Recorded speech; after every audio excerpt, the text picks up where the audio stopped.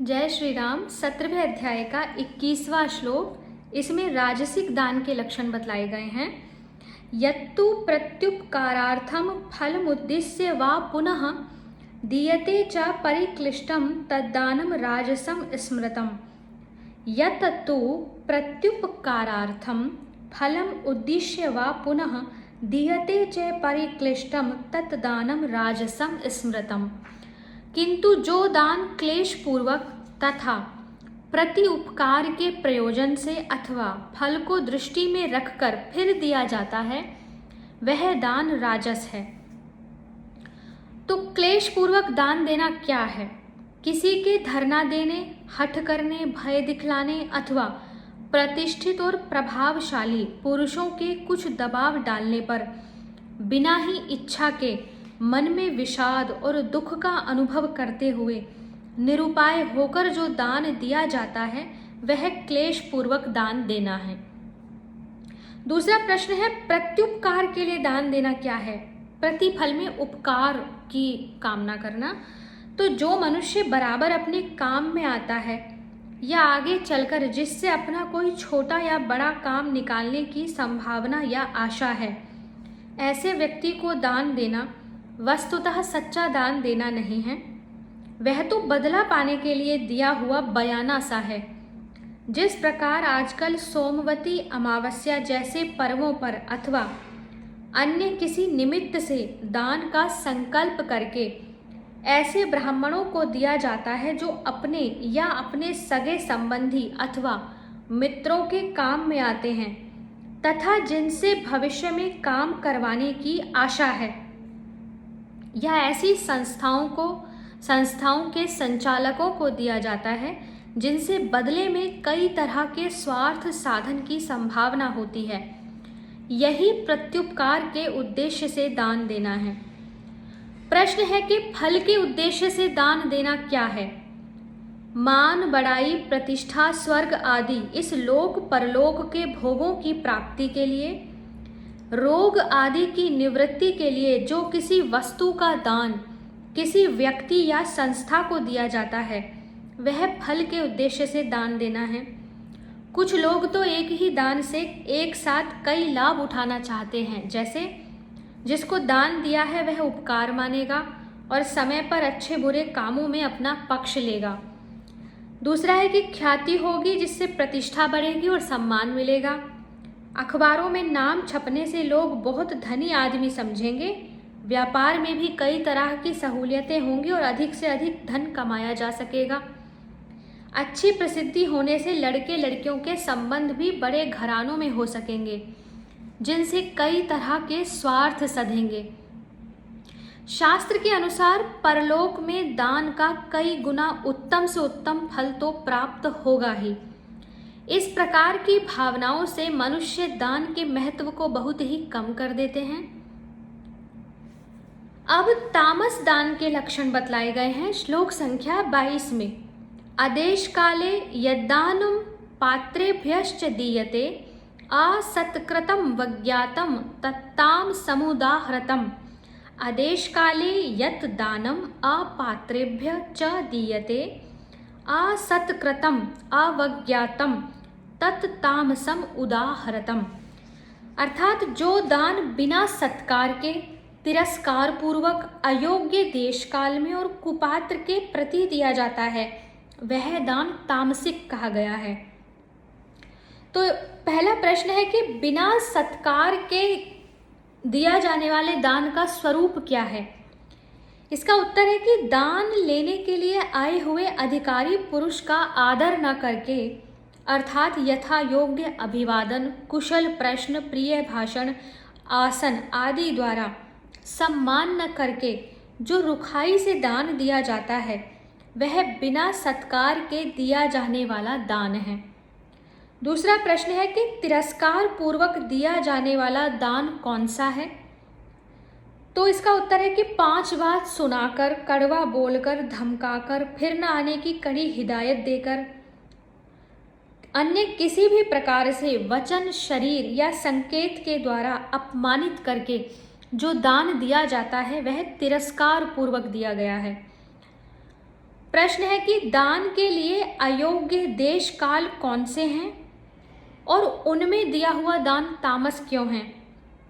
इसका उत्तर है कि जो देश और काल दान के लिए उपयुक्त नहीं है, अर्थात जिस देश काल में दान देना आवश्यक ही नहीं, अर्थात जहाँ दान देना शास्त्र में निषेध किया गया, जैसे मलेच्छों के देश में गौ का दान, ग्रहण के समय कन्यादान, वे देश और काल दान के लिए अयोग्य हैं और उनमें दिया हुआ दान दाता को नरक का भागी बनाता है, इसलिए वह तामस है। प्रश्न है कि दान के लिए अपात्र कौन है और उनको दान देना तामस क्यों है।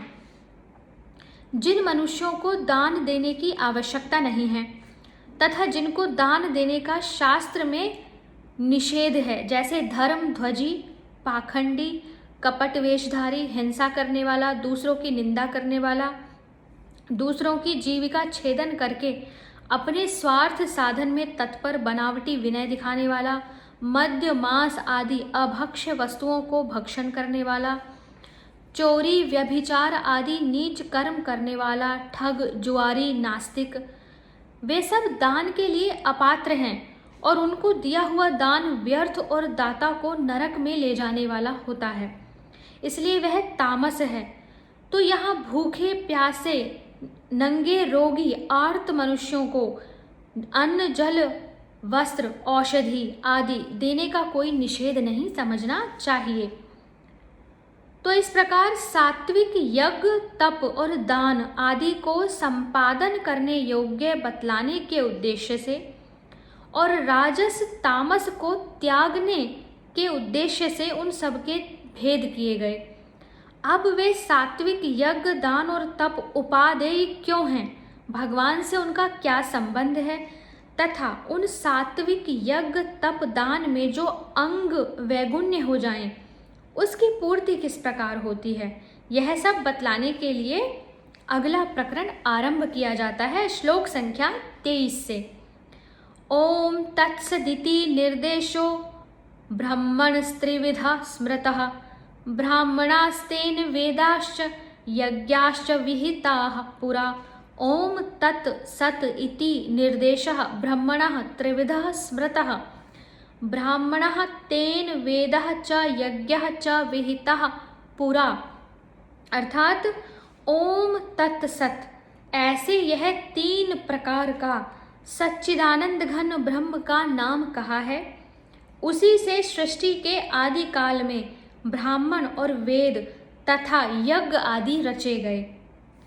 तो प्रश्न आता है कि ब्रह्म अर्थात सर्वशक्तिमान परमेश्वर के बहुत से नाम हैं, फिर यहाँ केवल उनके 3 ही नामों का ओम तत् सत, आई एम दैट, सो हम, इनका वर्णन क्यों किया गया।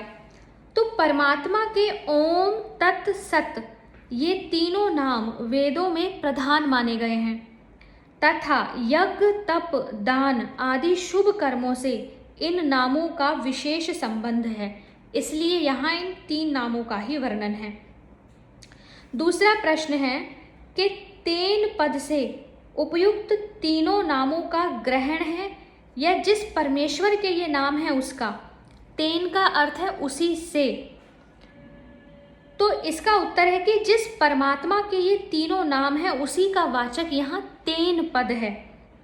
प्रश्न है कि 3 अध्याय में तो यज्ञ सहित संपूर्ण प्रजा की उत्पत्ति प्रजापति ब्रह्मा से बतलाई गई है और यहाँ ब्राह्मण आदि की उत्पत्ति परमात्मा के द्वारा बतलाई गई, तो इसका क्या अभिप्राय है। इसका उत्तर है कि प्रजापति ब्रह्मा की उत्पत्ति परमात्मा से हुई है और प्रजापति से समस्त ब्राह्मण, वेद, यज्ञ आदि उत्पन्न हुए, इसलिए कहीं इनका परमेश्वर से उत्पन्न होना बताया तो कहीं प्रजापति से, बात एक ही है। प्रश्न है कि ब्राह्मण, वेद और यज्ञ इन तीनों से किन किन को लाभ लेना चाहिए तथा पूरा पद किस समय का वाचक है। पूरा पद का अर्थ है आदिकाल, सृष्टि का प्रारंभ। तो इसका उत्तर है कि ब्राह्मण शब्द ब्राह्मण आदि समस्त प्रजा का, वेद चारों वेदों का और यज्ञ शब्द यज्ञ, तप, दान आदि समस्त शास्त्र विहित कर्तव्य कर्मों का तथा पूरा पद सृष्टि के आदिकाल का वाचक है। प्रश्न है कि परमेश्वर के उपयुक्त तीनों नामों को दिखलाकर फिर परमेश्वर से सृष्टि के आदिकाल में ब्राह्मण आदि की उत्पत्ति हुई, इसका क्या अभिप्राय है? इससे यहाँ यह अभिप्राय समझना चाहिए कि जिस परमात्मा से समस्त कर्ता कर्म विधि की उत्पत्ति हुई, उस भगवान के वाचक ओम तत् सत ये तीनों नाम हैं। अतः इनके उच्चारण आदि से उन सब के अंग वैगुण्य की पूर्ति हो जाती है। अतः प्रत्येक काम के आरंभ में परमेश्वर के नामों का उच्चारण करना परम आवश्यक है। हरि ओम तत् सत। श्लोक संख्या 24 से आगे के वीडियो में पढ़ेंगे। हरे कृष्णा।